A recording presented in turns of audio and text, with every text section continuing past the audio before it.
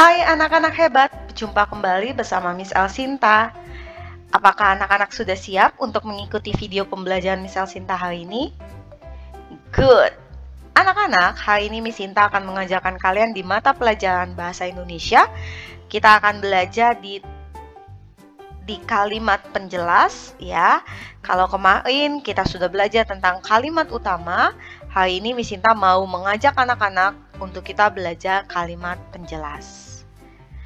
Anak-anak, mari pahami video pembelajaran ini dan jawablah pertanyaannya dengan benar. Selamat mengikuti anak-anak hebat.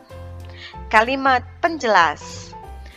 Apa sih kalimat penjelas itu? Ada yang tahu tidak? Apa itu kalimat penjelas? Oke, anak-anak. Kalimat penjelas adalah uraian tentang ide pokok yang ada pada kalimat utama. Kalimat penjelas merupakan salah satu unsur yang ada dalam paragraf. Kalimat penjelas berfungsi sebagai pendukung atau penguat gagasan pokok yang ada pada kalimat utama. Anak-anak, ada ciri-ciri dari kalimat penjelas. Yang pertama, kalimat penjelas bersifat khusus. Yang kedua, kalimat penjelas ada kaitannya dengan kalimat sebelumnya. Yang ketiga, biasanya memiliki kata-kata sambung antar kalimat.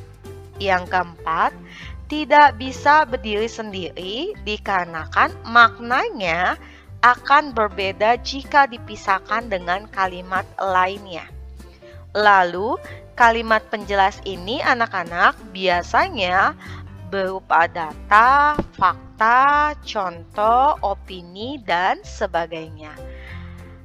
Mari anak-anak hebat, pahami paragraf berikut ini dan kita akan sama-sama tentukan kalimat penjelasnya.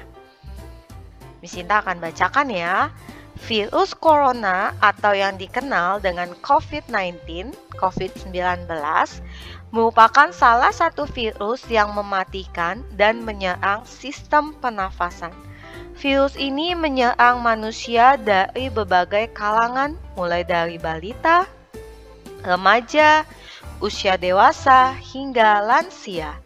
Virus ini juga bisa menimbulkan infeksi pernafasan seperti pneumonia. Terlebih dengan penyebaran yang sangat cepat. Maka, pada tanggal 11 Maret tahun 2020, WHO menetapkan bahwa virus COVID-19 sebagai pandemi global. Kalau anak-anak perhatikan di dalam paragraf ini terdapat 4 kalimat. Ini kalimat yang pertama, kalimat yang kedua, kalimat yang ketiga, dan kalimat yang keempat. Nah, anak-anak perhatikan ya, ada kata-kata yang diulang-ulang, yaitu yang pertama adalah virus ya. Lalu yang kedua adalah COVID-19 ya. Kalau anak-anak perhatikan di kalimat pertama ada virus, kalimat yang kedua ada virus, kalimat ketiga virus, kalimat keempat virus ya. Lalu ada COVID-19 ya. Lalu ada menyerang sistem pernafasan ya. Berarti anak-anak, ide pokoknya apa? Berarti ide pokoknya adalah anak-anak, virus corona atau virus COVID-19 merupakan salah satu virus yang menyerang sistem pernafasan ya. Virus COVID-19 merupakan salah satu virus yang mematikan dan menyerang sistem pernafasan. Nah, karena ide pokok terdapat di dalam kalimat yang pertama, berarti bisa kita pastikan bahwa kalimat penjelas yang menjelaskan ide pokok terdapat di kalimat yang kedua, ketiga, dan keempat. Jadi kalimat utama itu di dalam satu paragraf ya, ide pokok itu hanya ada satu. Sisanya adalah kalimat penjelas.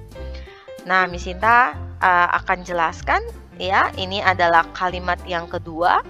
Virus ini menyerang manusia dari berbagai kalangan, mulai dari balita, remaja, usia dewasa hingga lansia. Ini menjelaskan ya, usia-usia yang bisa diserang oleh virus. Ada balita, contohnya ada remaja, ada dewasa.